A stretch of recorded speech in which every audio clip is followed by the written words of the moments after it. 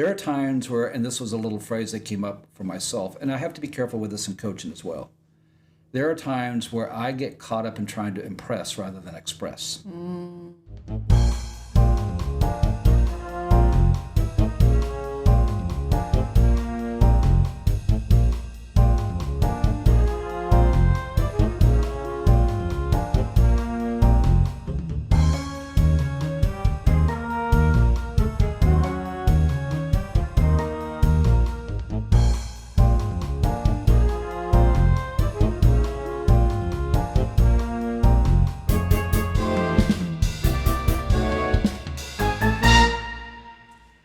Mustard seeds, welcome to the Nest of Tranquility.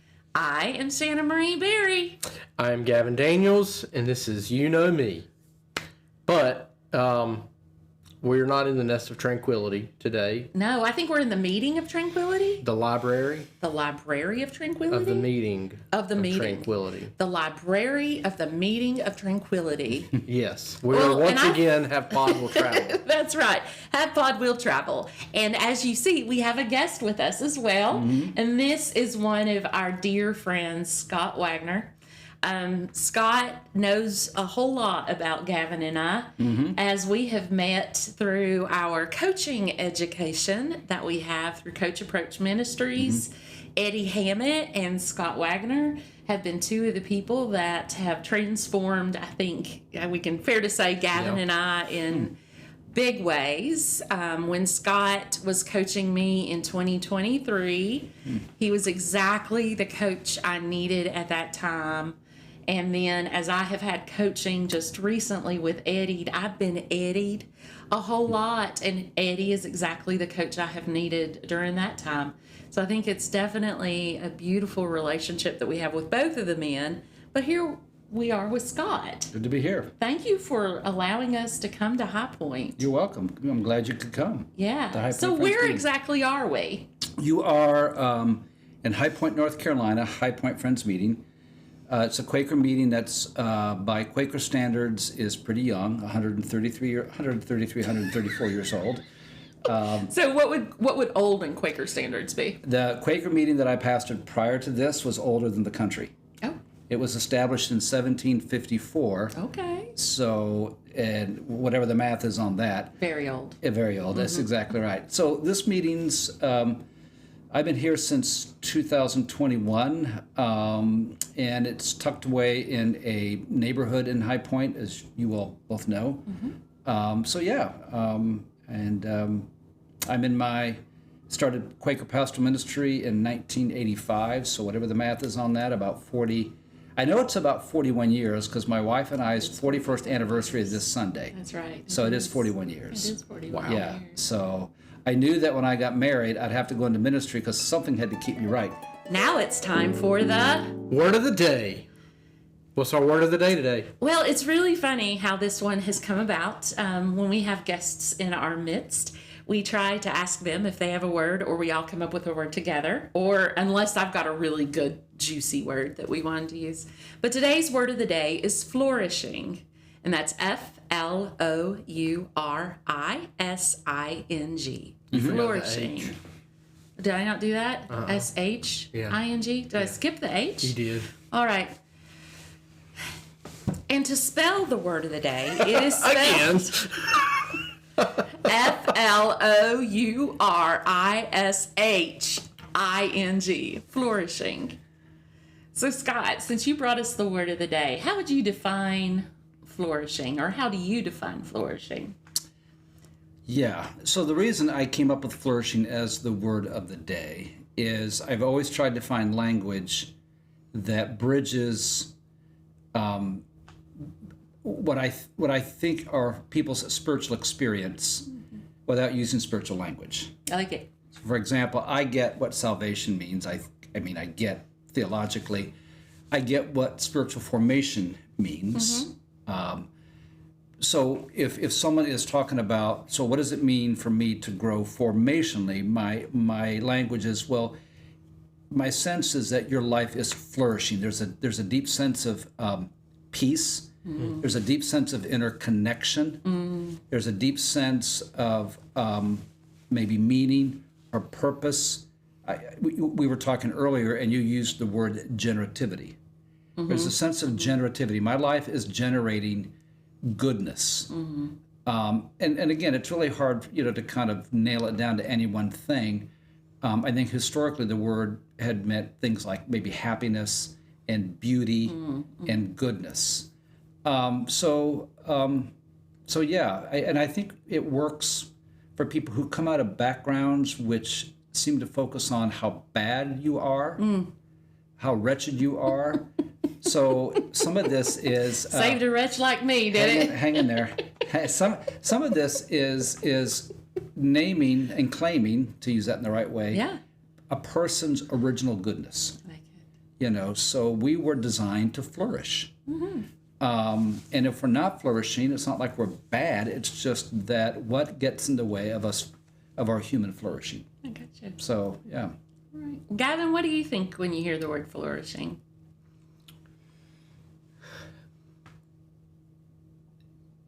I'm trying to figure the words out. I think what's coming to mind is thriving, Yeah. and going back to pull the spiritual language. I think about John 10:10. I've come so that you may have life and have life to the whole or to the full, and that is flourishing. Yep. To me, that's what comes to my mind. Yep. I like that. Yeah. Yeah, that sense of abundance. Yeah. Yep. Good. And I think about it in a Wesleyan sense through the sanctification process, that moving on to perfection in love. And what does that mean for us in the Wesleyan tradition of continuing to grow and to do, and every day you get the chance to do it again. Yeah. And I think that's where you can find peace. Yeah. Even when your day's been horrible, you get that chance to wake up tomorrow and give it another go.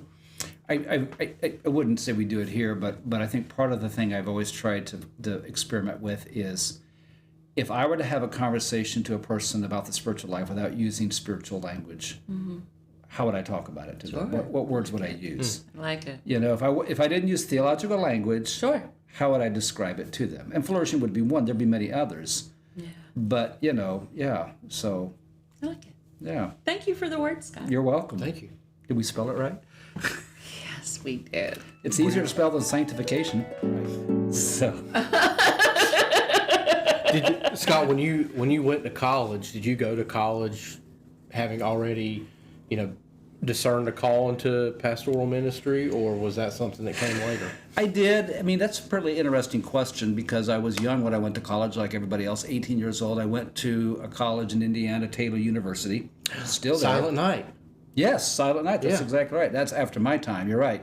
Explain it to Shannon Marie. I now have absolutely no idea what you just Well, said. Silent Night is this thing where I think it's the first game of the year or It's a game around Christmas time. game around Christmas time You dress up in Christmas attire. Right. And everybody is silent. until the first basket scored. It's either the first basket or the 10th point. Yeah, the 10th point, and then the whole place just erupts. They throw teddy bear. They bring teddy bears and stuff to give to Like a hat like to trick or Toys for something. Tots. Oh. and they storm and they the throw court. them all on the court. They storm the court when the 10th point Is this an scored. NCAA thing? Because you Yeah, yeah, cannot they're- storm a court Well, without a fine. it's NAIA. NAIA. Yeah. Yeah, it's a big deal. I will watch videos later. It's on ESPN. But That's that's why why you went there. I went to school there, but we didn't have it back then. It's gotten a lot bigger since I was there. But so when I went to college, to answer your question, and I'm going to answer it in a roundabout way, because I wrestled with this in my 40s. Did I go into pastoral ministry because my dad was a pastor, or did I go because I was called? So there was a period Fair there question. in my 40s where I took a step out of it and I did some other stuff, took a break, if you will. I think I also had a pretty significant burnout experience. And so I was asking myself the question, am I just doing this because this is what I think people wanted me to do? Oh, yes. Or did I feel called to it? Now, I came back into it because I definitely felt called to it. But I tell folks if I were to do it again, because all the classes I took in college, I ended up just replicating in seminary. I went to a Quaker seminary. So I did Bible in college, yeah. And then I took that in seminary. So I say to folks, if you ever feel called into pastoral ministry and you're going to say do seminary, when you're an undergrad, get a business degree.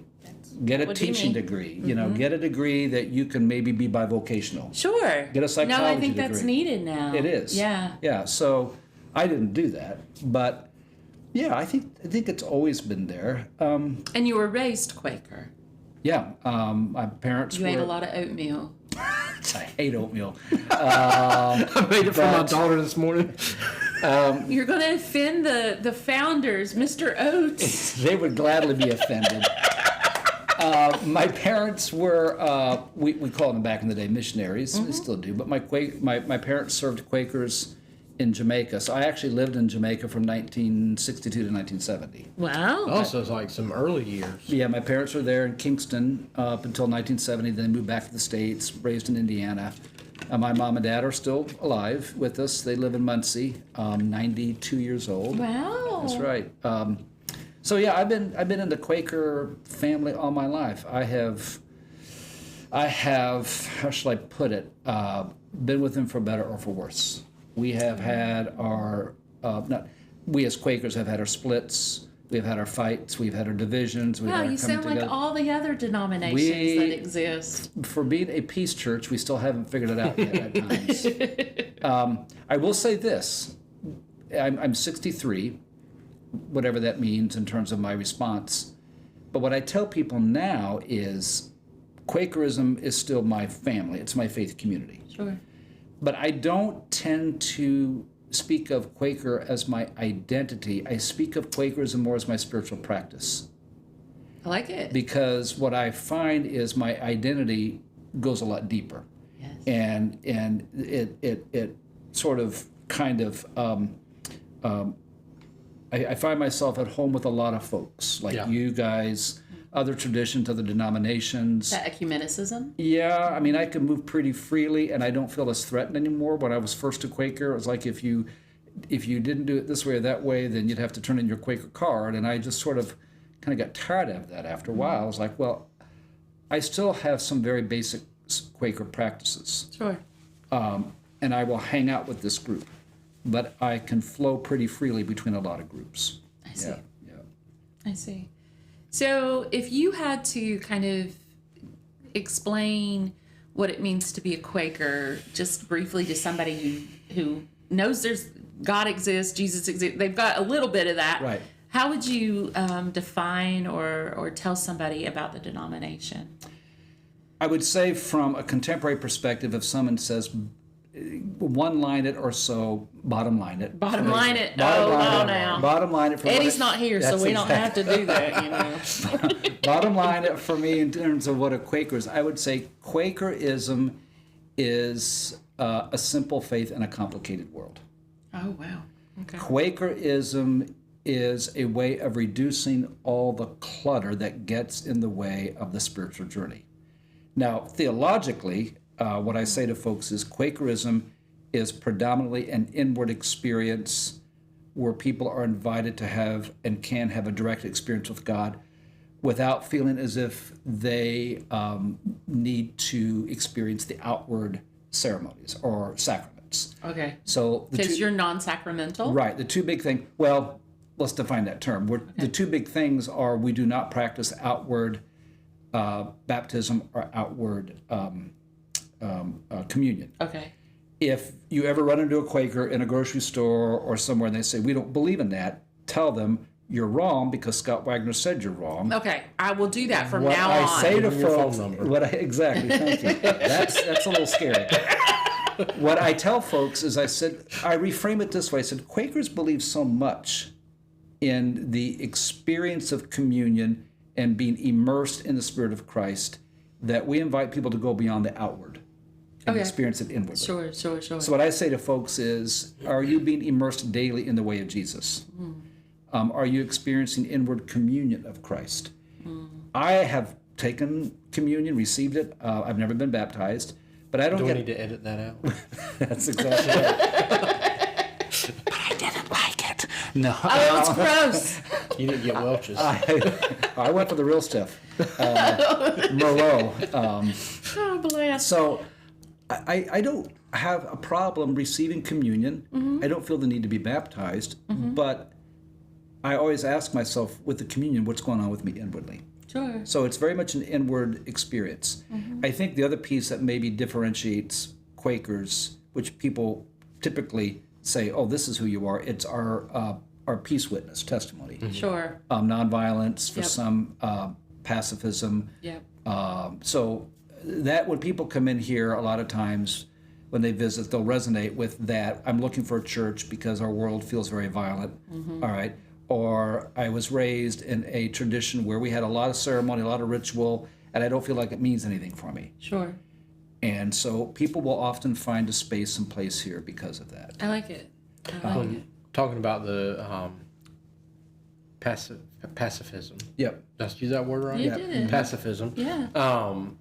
As you and I have talked a lot, Scott, Right. I have family roots in the Quaker tradition. Right. Yeah. For hundreds of years. That's how our folks ended up in the United States from the UK. Right. And it's funny because my cousins and I, like, none of us have ever grown up in the Quaker tradition. Right. But we will still sit and talk, and it's like we'll talk about that pacifism, Yeah. that peace, that inner spirituality, and we just kind of look at each other and we're just like, I think that's our Quaker roots that are still Yep. strong in our bodies that we've never really like actually lived into, but still know has formed our family and Yep. our genes for centuries. It's interesting, and your listeners may be interested in this. My pastor, when I say my pastor, this is a person I listen to on a podcast. I read a lot of what he writes now. His name is Brian, Brian Zond, Zahnd. Brian Zond. Okay. He probably writes the best stuff, I think, right now on theology, on peace, just in general. I really highly recommend him. But he makes an interesting statement in one of his books on peace. He does not tend to use the word pacifist, even though you would call him that, because he said pacifism is in many ways a secular term. Okay. For him, he is a person who embraces nonviolence in the way of Jesus. And Jesus was here to inaugurate the peaceable kingdom. So basically he says, if you are a follower of Jesus, and it may sound kind of harsh, but if you're a follower of Jesus, then you are basically committing yourself to seek to follow in the way of peace, the peaceable kingdom, and nonviolence. Okay, so I have a random question. Right. What does the meaning of turning over the tables in the temple, that act of Jesus, mean to you all? That's a great question, because there's always that people talk about, especially not as much in the conversation about violence versus nonviolence. I would say that question often gets framed around the issue of my language feeding into the outrage culture that we have today. Okay. In other words, I will see these things on social media, and I know Baiting. exactly. I know you have to be careful, but I'll see these things that says Jesus turned over tables. If you're not turning over tables, then you're part of the problem. In other words, Sure. we need to be angry about what's out there in the world. Sure. All fine and good, but I'm not so sure that, number one, anger and rage ever accomplishes what needs to be accomplished. Sure. Second, and again, this is a whole another probably podcast for you all, but I think that whole scene was more, how shall I put it, some theological theater that Jesus was introducing and acting out what was happening in Jeremiah, the prophet, more so than he was being just totally ticked off at the people that. I think it was a little bit of both. Well, but I would see it as the other side of this is I saw that as a moment of Jesus speaking up for the least, the last, the lost, the lonely, and the Right. little. And in his actions, it's for me an understanding that I may have much and I may have Right. authority and power as it is perceived. And sometimes you have to be brave enough to say to the other people, no, that's not okay. But it was a calculated move. It was too, 'cause it wasn't He just. sat there and braided that Yeah, whip, yes, sure. which took some time. Yeah, so I think there's much to it in the long run. So you speak of peace and the pacifism as far as that goes, but do you also walk with and beside others on the journeys. So I watched Little House on the Prairie, the new release, and I've seen it all. And I was thinking about the movement of the Native Americans. Right. And in my world, there were Methodists that walked with them along the Trail of Tears. Oh, I see. That we were beside them. We saw the injustice. We couldn't stop the injustice, but we were willing to put our bodies in front of those moments and walk with. Is that typical of your denomination? Historically. Okay. I mean, Quakers have a deep history here in North Carolina particularly, but other places in Indiana, of the Underground Railroad, Okay. of abolitionism. Bayard Rustin, who was significant in the Civil Rights Movement, that basically was the architect of the March on Washington, where Martin Luther King Jr. gave his I have a dream speech. Bayard Rustin was a Quaker. Yeah. So, I think Quakers, yes, historically, and I say historically, now this is me as a Quaker talking, so it's sort of me kind of looking at my own tribe and saying we need to pay attention to this. Mm-hmm. I think here in North Carolina specifically, we tend to get a little bit sort of enamored by our own history. Mm-hmm. So in other words, we look back at Underground Railroad, we look back at the abolitionist movement and say, look at all that Quakers did. And I say, we have reason to celebrate that. They walked in solidarity with the oppressed. They walked in solidarity with the enslaved. But to your question, then I have to ask myself, but would I walk in solidarity with an immigrant? Yeah. Would I walk in solidarity with a refugee? Would I stand at the door of the meeting house and tell a group of ICE agents, you will not have entry into this space? Sure. It's never happened yet. Right. But I do think if we as Quakers are going to have integrity around with our history, we need to ask those questions. And there are some that are doing that. Mm-hmm. But I do think we live in a whole new world, and I think we haven't yet figured out what that looks like, and how it'll show up. So now it's time for Gavin's 15. All right, Gavin, what you got? My 15 today is recovery. And recovery in the surgical sense, not to get into the details of said surgery, but just surgery recovery in general. Recently had a little procedure, and it's so funny in the first few days of recovery, you think, my God, why have you forsaken me? And there's the thought that... and I am most certain that is exactly what went through your mind. There's the thought that... Yes. This will never get better. I experienced it with my leg surgery, elbow surgeries, anything I've ever had done. Just experience that. And then you get a few weeks out and it's like, okay, this too shall pass. And to be... Interesting choice of words. Yeah, to be on the other side of the surgery recovery now as opposed to a couple of weeks ago. But also in all of that process, how much you have to listen to your body. Yeah. How much you have to realize how everything works together. Yeah. And what you can and can't do. Trying to do too much. Yeah. When you're not supposed to do anything. Yep. And so, yeah, it is... Recovery, surgery recovery especially, is horrible but necessary. And thankfully it forced me to slow down and rest, and just to heal. Yeah. So that's my 15 is surgery recovery. There's the good and the bad that comes along. And the ugly. And the ugly. How hard was it for you to receive help from others during that time? Oh, pretty easy. Really? Yeah. I don't mind receiving help. The hard part was not being able to be active with my toddler. Right. And couldn't pick her up, couldn't hold her, couldn't put her to bed, things like that. Now she wants to just go straight to the crib instead of be cuddled. So I possibly missed the last few days of cuddles before bed. So that's kind of annoying. But especially with my wife being 36 weeks pregnant. Well, by the time this goes out, you'll have a baby you're holding on to. Yes, so. that's right. Yeah. So she was taking care of me and a toddler while also building a human inside of her. And she was the one doing all the work. Women are amazing. Yeah, she's a superhero. Yes, they are. I couldn't do it. I had surgery recently, so I know exactly what you're talking about. Okay. Yeah. So, very good. I like that word, recovery. Yeah. Yeah, that's my 15. So one of the other things we wanted to make sure we talked about, because we've talked a little bit about coaching, and on a previous pod, there was a moment in which Gavin coached me. And You'll have just to go back and watch it and let me know how I did. well, and just for our mustard seeds who may have watched that and wondered what happened, yes, I have been admitted to Campbell University's Doctorate of Ministry program. I am picking it back up. I am finishing what is Quakers clap like undone. this. I like it. Spirit fingers.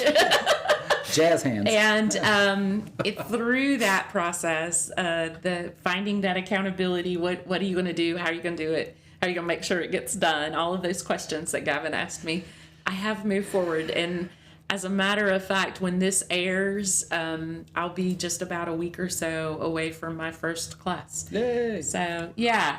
So there's your update on that. But to talk a little bit about coaching, because we know what it means to us in our own experiences, but how has the Quaker identity, that part of you, how does that influence how you appear as a coach?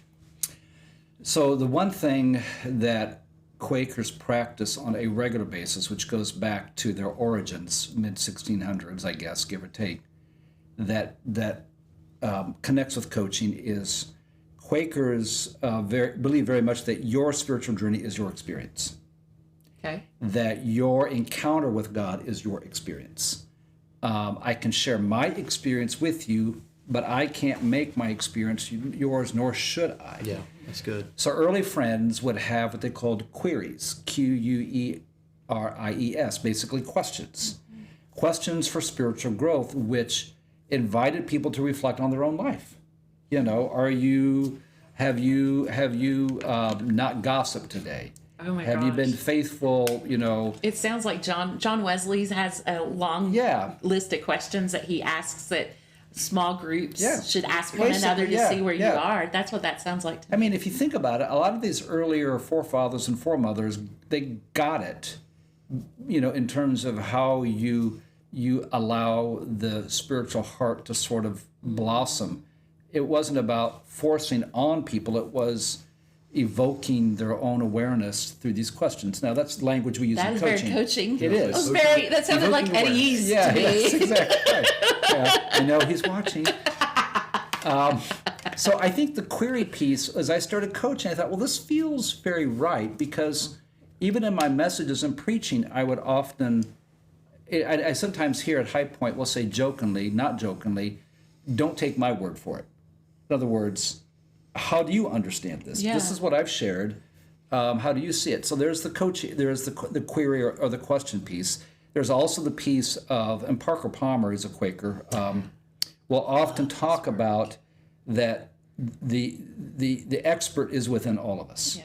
The inward guide, the inward teacher, and that's Quaker language. Quakers believe very much that we all possess an inward guide, an inward teacher, capital I, capital T, the divine spark, and that we have access to that inward light, which will lead us and which will guide us. Mm-hmm. Now, that's a lot of Quaker theological language, but it gets to the understanding that there's nothing I can tell you about you that you don't have the possibility of already knowing. Yeah. Because it's within you. Yeah. And the same with you. Yeah. And so part of that is, what's my role in helping to create a spacious awareness to allow that to happen? And so the third piece that comes in for me, from my Quaker experience, is that of silence and presence. Still small voice. Well, that, and being comfortable with silence. We have in this room right here an unprogrammed meeting for worship every Sunday at 9 o'clock. Okay. Sometimes there's just me, which is fine. I make it available. Sometimes there's a couple people. But I can sit in this room here for 15, 20 minutes in just silence. Can you explain what unprogrammed worship is for the listener? Good question. Unprogrammed worship, Quakers in unprogrammed worship don't program it. In other words, it's a worship that doesn't have a worship bulletin, doesn't have set hymns, an offering. Early friends would gather in a group, a house maybe, a meeting house, and they would just enter into silence. And in that silence, Quakers often call it waiting worship. If a person felt moved to speak or share a message, a song, whatever, they were free to do so. And Quakers call that vocal ministry. So there was no set order to the worship. It was unprogrammed. It wasn't programmed. So we have that here on Sunday morning. I call it more of a contemplative silence, a contemplative worship. But I can sit in here in 15, 20 minutes and feel at home because I'm slowing down. I'm listening at a deeper level to my own life. Sometimes I listen to my sermon as to what direction am I going to go. The point being is, having been raised a Quaker, holding the silence in a coaching conversation was very at home for me. I didn't have a problem with it. Now, if I did have a problem with it early on in my coaching, it had nothing to do with the silence. Mm-hmm. It had more to do with some of those early coaching, anxieties we all have, trying to get that person to. How are we going to get them through the funnel? We got to get them in the funnel. They got to get in the funnel. You got to get in the. How are we going to get them to take that action step? And I don't know if it was probably Eddie, but it was probably some other things that Eddie and I were talking. And I remember listening to Marsha Reynolds. Eddie will talk about her. She's a great coaching trainer and an author. But she would often talk about presence. And she would sometimes say, sometimes we work too hard getting the person to come up with a breakthrough. Yeah. Sometimes you just sit with them and offer that space, and the breakthrough will happen. Or I've had people say to me, when you check it out with them, I just need a space to think. Yeah. Because I don't have it during my week or my month or whatever. Or I've got kids at home. And there's no time to think. I just need a space to think about my life, my work, whatever the case may be. Yeah. So I think the coaching, the coach approach, the coaching modality, if you will, fits in very well with Quakers. And I found when I work with Quaker meetings, when I explain it to them, because Quakers can be... Who talks first? Well, yeah, that's exactly right. Well, yeah, you go. Well, Quakers tend to be a little bit queasy about anything that feels corporate-ish. So, like, if you come into a Quaker space as a consultant, they're like, that feels a little bit corporate-ish, like too business-like. But if I come into a Quaker space as a coach, it feels differently. And in fact, I was asked by a meeting in Greensboro a few weeks ago to facilitate what's called a threshing session. In threshing and farming, you're separating out. Right. Well, Quakers will often have a threshing session over maybe a particular issue or concern. Yeah. And the idea is they are threshing out what needs to be paid attention to or what doesn't need to be paid attention to, or the pros and cons, whatever language you want to use. Well, I showed up as a coach in that, but I didn't even use that language. I just facilitated the process, but I did it as a coach. Sure. I would ask a question, I would hold silence, someone would say something, I would maybe ask a question to maybe create some more awareness. And for Quakers, it feels less threatening than if a consultant's going to come in and tell them what to do. Sure. Because every Quaker will tell you, because we all can have a direct experience with God, ain't nobody going to tell me what to do. That's why it's not always easy to be a Quaker pastor. Or any pastor. Yeah. I think that's the spirit animal that lives inside of me. Ain't no one going to tell me what to do. I think that was a song by Diana Ross, wasn't it? Ain't no one going to tell me what to do. Bless. When what you talk about with the silence, and I think of that phrase we use a lot, pregnant pauses. Yeah. Uh-huh. And it's one of those things I found in my own coaching journey, working with clients. There are times where you may have a session where we're just talking. Yeah. And there's not necessarily an action step that we get to that day. But then it was a couple months ago, I had a session with a client, and as we talked, all of a sudden we just hit a moment of silence. Right. And they're awkward at first. Yep. Like in the early days, because I'm okay with it, but I never know if the client is okay Yeah. with it, and having them sit in that Yeah. and waiting for them to speak. Right. Right. And because, our reaction in the world is to speak and to say something and to end that silence, but having to remind myself, nope, we're gonna sit in this until you come out of it. Yep. And that day in that session, I about cried because it was just such a spirit-filled moment. But I left that phone call going, that is why I do this, because of what came out of that silence, that inward reflection, and just kind of understanding there in that moment. And it was one of those things. It's like, and that is why silence is important. And after, we came to the conclusion, and he reached his point. I said, "You see what that pregnant pause did there?" And he's like, "They're back with the pregnant pauses again." Because I will put that disclaimer whenever I start a coaching relationship.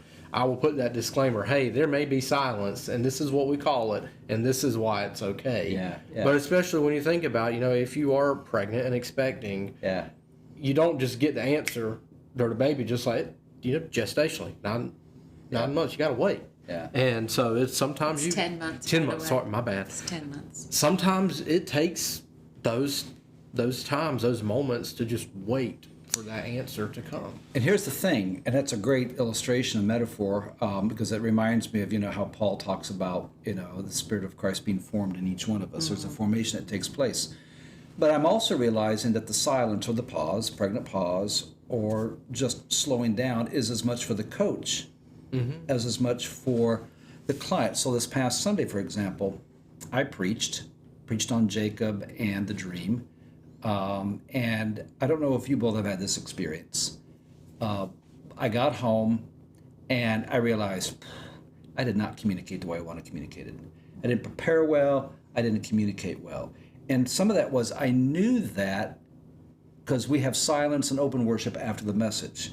And I could tell just what I was listening and hearing Spirit speak inside of me. When I got home, felt the same thing. Long story short, I wrote an email to folks and said, look, I've got to confess to you, I did not communicate the way I wanted to communicate, and I didn't prepare the way that I wanted to prepare, so I'm just letting you know that. Thank you for your graciousness. My point being is, I think there can be some amazing connections if a coach, he or she ever, in those moments of silence, might even say to a client, look, I got to be honest with you, I think I really have lost a sense of where we are. So help me understand again where we are. Or in the silence there, I was hearing this, but then I realized that maybe I was hearing this, or maybe my question wasn't as helpful as it could have been. Would this be more helpful? I think there's a way where sometimes our racing minds as coaches gets ahead of us. Yeah. Because we get anxious and nervous, and the silence slows us down as well and creates that space for vulnerability to build the trust with the client. Right. Now, I will tell you, no one from the congregation has gotten back to me like, oh, you're right, that really did suck. There's a reason before I preach that occasionally I'll say, Dear God, as I'm sharing this message, if I talk about apples and somebody else needs to hear oranges, please allow them to hear the oranges that they need to hear. I took it from a pastor years ago, but after his sermons, he would always close that prayer with, Lord, if there's anything that's been said that needs to be corrected in a heart, may your Spirit do that work. And that's how I've always ended sermon prayers. Because I'm like, I very well could have said something. And you probably did not do near as bad as you imagined. No, I didn't. But in the silence afterwards and at home, because while we were watching World Cup soccer, and there's nothing that will give you 3 hours of silence in watching World Cup soccer because it goes on forever. Especially the final match. That's exactly right. I listened. And one thing I did realize, and again, it's easier for me to say this now because I've had a few days to reflect upon it. There are times where, and this was a little phrase that came up for myself, and I have to be careful with this in coaching as well. There are times where I get caught up in trying to impress rather than express. Sometimes my ego gets in the way. I see. I've got this quote I got to give. I got this thought. On Thursday, this stuff was like gold, and I'm going to make sure I give it what I had worked on. But somewhere along the line, my ego got in the way, so that even when during the sermon, I wasn't as present as I needed to be about the shift that needed to happen, even in my sermon. So some of it was just my stuff. Okay. And, you know, I think they're fine to say, look, okay, deal with your stuff. We're good, you know. But I think even as a coach, the silence and the pause can at least give me a moment to kind of recenter myself and ask myself, am I here just to impress this person? Or am I here to help create a spaciousness for their own awareness? Am I serving them, or am I trying to impress them? And those are hard questions to ask. They really are. I think it's a fantastic question. Yeah. But I think it's also a potential coaching question Oh, yeah. Well, it is. with a client. Yeah. Yeah. Yeah. Who are you serving? Yep. Yeah. I think there are numerous times that can come up. It's time for Shannon Marie's. Shannon Marie, what's your today? Well, this is clearly not the day in which this pod is being released, but as I was driving to Gavin's house, because I live about an hour from Gavin, so I drive to Gavin, and then Gavin picks me up, and I passenger princess all the way to wherever we're going, which is fantastic because I'm usually the designated driver everywhere. It was raining this morning. It was flooding. I'm not talking about Torrential downpour. rain. I'm talking, there were moments that I was going on 258 out of Greenville, and the rain was so hard that people were running flashers, and you're doing 45 miles an hour. And I love humans, but we've got to turn our lights on in the rain. Because I can't see you with your daytime running lights, because your daytime running lights light the front of your car. Yeah. They do not light the back of your car. In order for your back lights to turn on, friends, you must turn on your lights all the way. And if your wipers are on, your lights are supposed to be on. It is a law. If your wipers are on, turn on your lights. But in this case, there were a couple of cars that were the color of the gray of the world that didn't have lights on. But the worst thing was, as I was coming out onto the interstate out of Greenville, there was a tractor trailer, and the truck had all working lights. The trailer had no working lights. And the truck had turned his flashers on, but you could not see anything of his back end. And unfortunately, the guy must have thought my car was cool and that he needed to drive with me. And so I would go around to continue to go forward, and they would speed up and come with. And it was very upsetting until I got to 95. And then I got on 95, and they kept going to Raleigh. So they were somebody's issue up in that area. Not mine anymore. But then, love its poor little heart. I get off over toward the 42 where Rock Ridge is on 95, and this poor little truck that was bigger than all my vehicles combined had turned itself over, and the poor thing still had its lights on though, and I think they had to like cut him out of the car. I say him because I don't know who was driving that vehicle. But there were wrecks galore. There was even a Tesla on our way up here that somehow thought Parked it up the needed to side of go the park road. up on the hill. It was charging in the cow Pretty pasture. sure there was no charger in the cow pasture. But friends, in the rain, we must turn on our lights. Can I share a story about that? Go. So the last church I pastored here in High Point, there was a gentleman there who I pastored for 19 years. Well, not the whole time. He passed away before I left. He was the head of the buses in Guilford County, and he was there during a pastor's tenure who was also a state legislator. And the pastor asked this friend of mine, his name was Ralph, he said, Ralph, they like us as legislators to come up with a bill while we're there. We do that for the good of the state, and so our constituents know we're doing something. What would you recommend I do? And Ralph said, well, I work with these school buses. I work in transportation in Guilford County schools. I think it should be a law that lights should be on when it's raining. It's Ralph's Law. It's Ralph's Law. And we shared that at his funeral. And I said, are you kidding me? He's passed on. He has. I was going to thank him. Well, we can by turning our headlights on. That's exactly That's exactly right. Every time we turn our head, friends, every mustard seeds, every time you are in your car and you turn those headlights on in the rain, think of Ralph. And for the record, a Quaker came up with that idea. Ooh, just wanting to bring peace Yeah. to the Safety, world, to take peace. care of your neighbor. Yeah. It feels very Quaker to me. Very good. Thank you. I love it. Oatmeal and headlights. There you go. And root beer. And root beer. Oh, and root beer too. I think you offered my root beer. Yeah, Hires, Mr. Hires was a Quaker. Thank you, Mr. Hires. Well, Yeah. Mr. Welch, he was a Methodist. Oh, is that right? Yes, that's why we have communion grape juice that's pasteurized. Because these people were too moderate to drink the real stuff. That's They wanted to have right. fake stuff. Bless. All right. So, Scott, is there anything else about coaching or anything we've discussed today that when you go back and listen to the pod, you're going to say, oh, I wish I had shared? To use your own words against you. To use my example of my sermon on my Jacob, it's a great question. It's boy, I could probably riff on that for a long time. I guess what I would say is this, and this sounds like a shameless plug, but it is what it is. Eddie invited me to help contribute with him on the book, Yeah. Coaching the Spiritual Practice. It's a great book, by the way. And thank you. And to be fair, a lot of it was Eddie's sort of framing and content. He invited me to contribute. And I told Eddie this, I said, this feels a lot like, what you have done over the years. You're just trying to put it into a manuscript form. And, he agreed.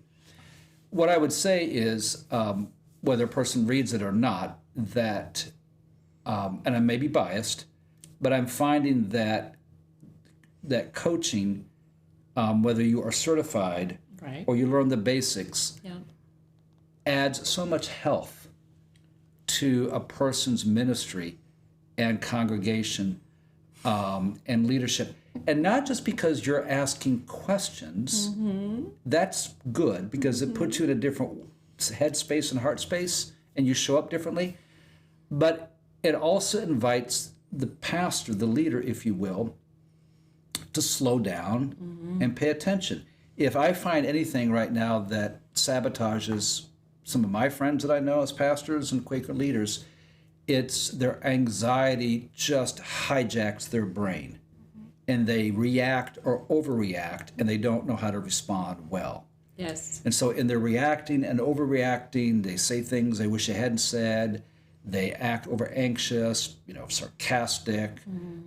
They cut you off. There's just all sorts of kind of things that don't end well. And sometimes I've done that. But I think in coaching, you learn to just hit the pause button.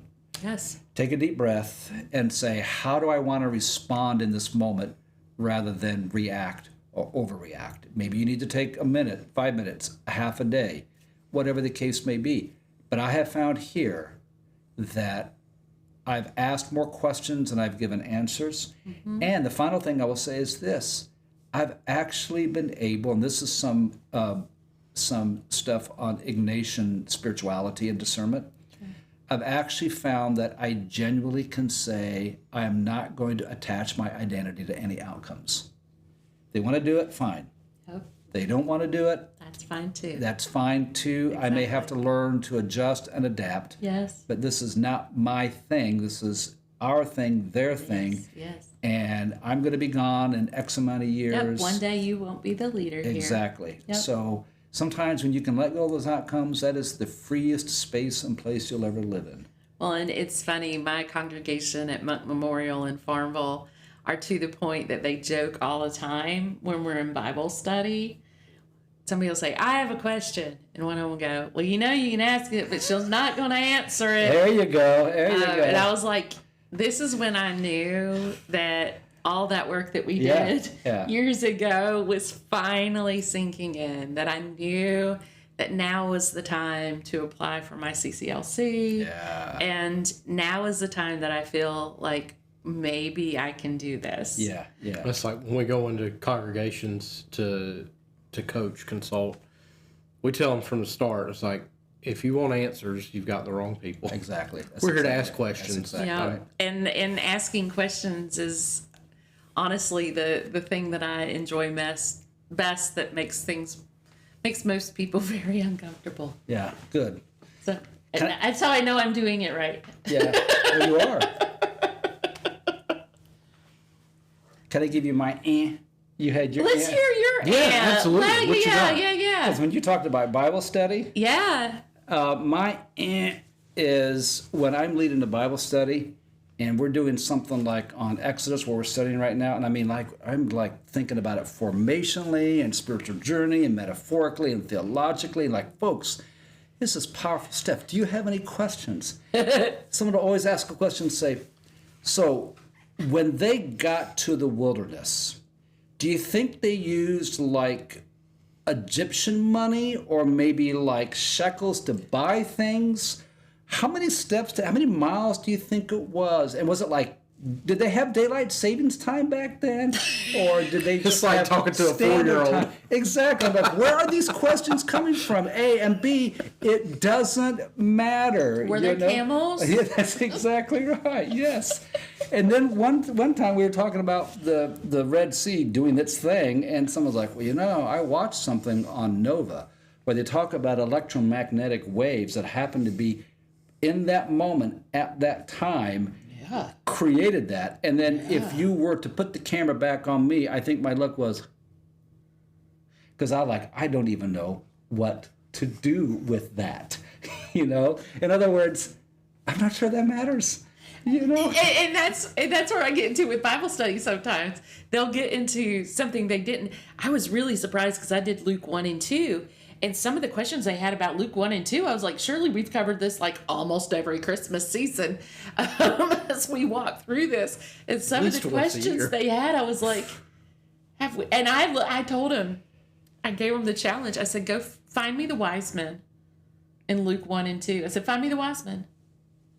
And they all started looking in their Bibles for the wise men in Luke 1 and 2. And I was like, oh my gosh, Jesus, take the wheel. Had they not picked it up yet? They're not there. So it was just, I'm with you in those moments and times that they go back to, we have profoundly thought about all this, and we prepared so well. Yep. And they're like, did they have gummy bears? That's exactly right. Was there a Buc-ee's there? Pepsi or Coke? I will tell you very quickly, when I was at Taylor University, true story, we had back, I don't know if they still do it in how you do it at Mount Olive, but I know you had your comps. Mm-hmm. These were the things you had to pass to graduate. Yeah. And back then we had the blue book. You get the blue book, and we had a professor that gave us one question, and we usually just wrote on that.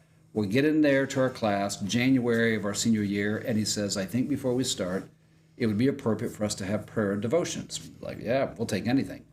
And so he says, so I'd like for you to take your Bibles, and we're going to begin by reading Hezekiah 3:17. So if you could take your Bibles and turn to Hezekiah 3:17. So we take our Bibles, and we're like, Hezekiah. We're like, it's got to be here somewhere. We look at the table of contents. There's no Hezekiah 3:17. But we're all Bible majors looking for Hezekiah. And he was sort of like, well, thank you. You just all failed your comps. And someone said, have you ever tried that in the congregation? I said, no, I've never tried that because, number one, I'm not stupid.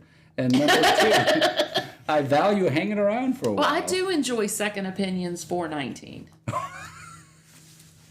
I go to Second Opinions on a regular basis. So I've never heard that before. I'm going to use that one. Thank you so much. Appreciate it. That obviously came from the women's sewing group. So, yes. The Women's Missionary Circle, Second Opinions. That's right. That's where they are. That's where Aunt Janet is. It's Sister Karen. Yeah. Boy. Big hair. Grandma. Big The hair. higher the hair, the closer to God, honey. Come on now. Well, Scott, we really do thank you for your time today. Oh, thank you. And joining us and allowing us to come and see your meeting house. Meeting place. house, yeah. It's meeting house, yep. and this chance to talk together. So Well, thank you guys for making the drive over. This has been fun. Yeah, absolutely. Thank you. And I got my Rotary shirt on because I was in Rotary today, so it's not And because he's like the leader of the Rotary around president here? of Rotary. That's exactly right. Yeah. Wow. Of the Rotary Club. Yeah, gotcha. Yeah. Gotcha. Yeah. So. Kind of like a grand poobah. Yeah, I guess so. Well, as we depart, Yep. we exit our time and send peace to our mustard seeds with the words. Mustard seeds are what we call our listeners. Yes, I like that. Our peace, love, and chicken grease. Love, peace, chicken grease. Love, peace, and chicken grease. I'll get there one of these days. So we just say love, peace, and chicken grease. Love, peace, and chicken grease. Do we Okay. say that together? We can. Okay, on the count of three. Okay. 1, 2, 3. Love, peace, and chicken grease. Yay!